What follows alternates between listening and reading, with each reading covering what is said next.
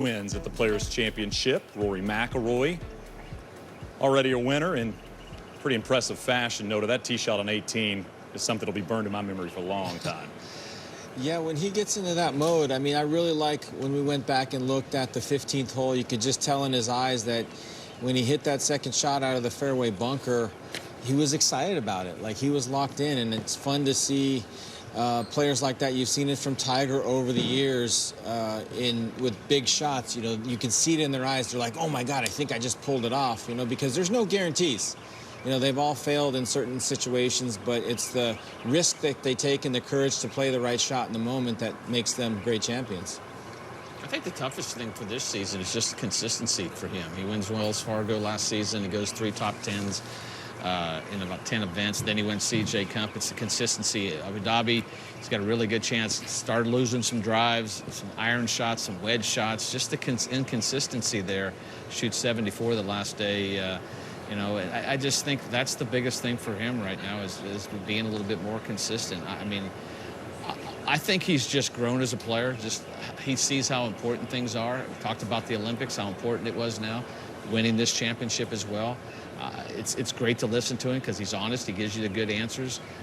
And like you said, when he's on, there aren't many any better than him, and he's fun to watch like that. It's just, I think, for consistency. He had to improve his putting. It has somewhat improved over the last year or so.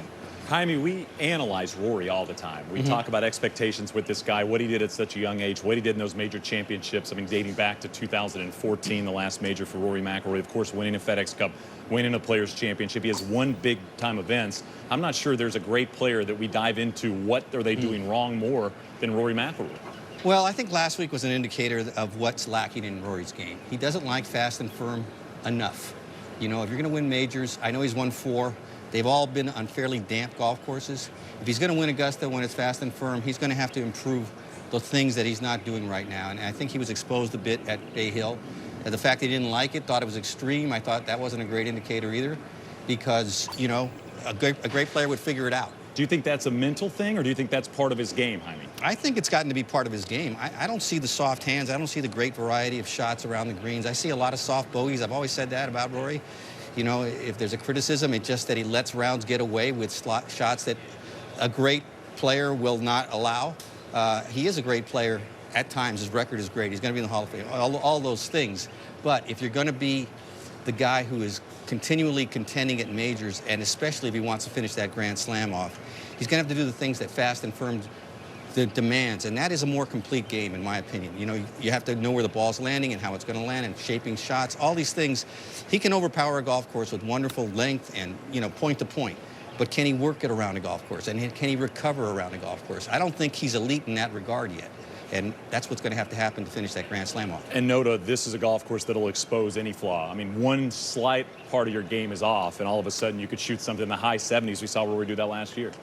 Yeah, but if you look at his performance from last week on an extremely demanding golf course, it was the third round that really was the round that stood out statistically. He just wasn't really good off the tee, wasn't great in hitting a lot of greens. But the first 2 rounds is sort of, I think, what he's thinking back on and building off of. And I think that Jaime brings up a great point, is that they understand that there's certain weaknesses. What happened over the weekend was the wind picked up on an extremely tough golf course. Yes. And so what the adjustments that players have to make is shaping and flighting and being able to sort of navigate your way, to your point, a little bit more methodically and strategically, and placing your golf ball in certain areas, knowing when to take it on, when to back off. And that's something that I think he needs to make a bigger commitment to. And if he does, with his game and his talent, I think he's going to see some big dividends at the end. Jim, 2 thoughts kind of going into this week. You could have played Bay Hill in those tough conditions and come to the Players, and now obviously have played 4 days on a really, really demanding golf course. So you could have taken the week off like Justin Thomas and come in